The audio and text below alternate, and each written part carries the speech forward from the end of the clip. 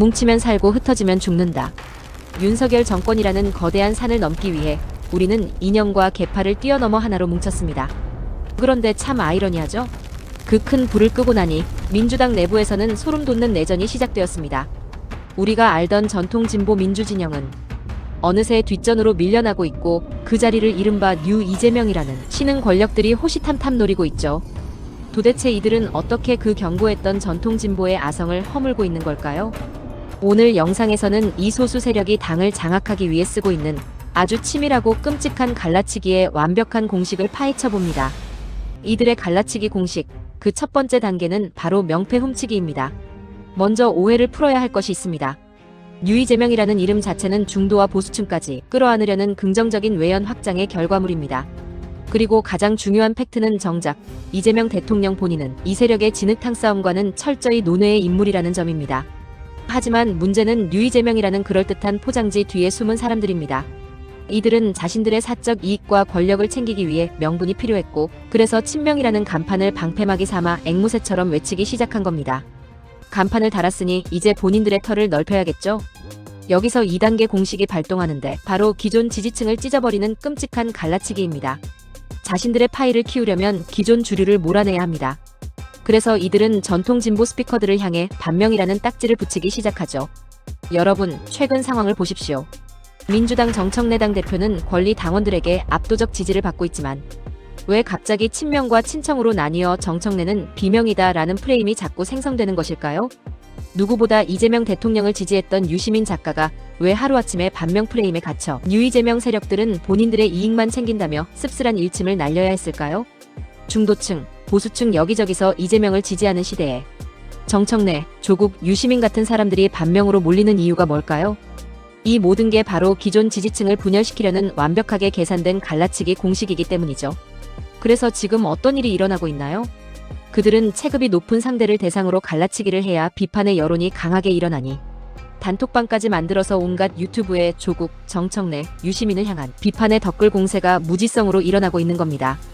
다음 3단계는 진보 매체를 이용해 몸집을 불린 뒤 다시 그 매체를 저격하는 겁니다. 최근 그런 경우 많이 경험하셨을 건데, 저 사람 우리 편이라 좋아했었는데 갑자기 왜 민주 진영을 공격하지?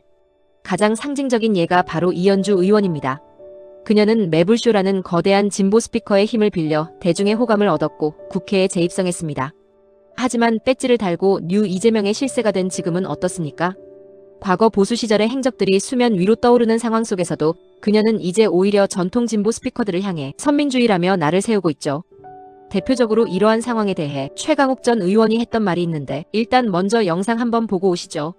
예전에 저한테 매불쇼나 뉴스공장 좀 출연하게 해달라고 부탁한 사람들 엄청 많거든요. 근데 그걸 다 아니까 그때는 그래놓고 지금 이게 뭐 하는 거냐. 아, 또 나는 거기 나가지 않겠다 이제 선언한 분들. 보셨듯 최강욱 전 의원의 발언이 제가 지금까지 말씀드린 내용을 함축적으로 담고 있다고 봐야겠죠. 우리의 스피커를 딛고 올라가서 다시 우리를 저격하는 것. 이것이 그들의 갈라치기 실태입니다. 여기에 마지막 4번째 공식이 결합합니다. 바로 신대륙에 무혈 입성하는 깃발 꽂기 공식이죠. 여러분, 배달앱 시장이 처음 열렸을 때 배달의 민족 초창기 광고 기억하시나요? 배달원 캐릭터가 온 동네를 다니며 사방에 깃발을 꽂아대던 모습 말입니다. 미개척 시장에 먼저 깃발을 꽂아둔 뒤 이제부터 여기가 내 땅이다라고 선언하는 행태였죠. 지금 민주당에서 벌어지는 계파 형성의 원리도 이와 똑같습니다. 수천 명이 모인 거대한 군중 속에서는 아무리 목소리를 높여도 내 존재가 묻히기 십상입니다. 하지만 텅 빈 운동장에 단 2~3명만 서 있다면 어떨까요?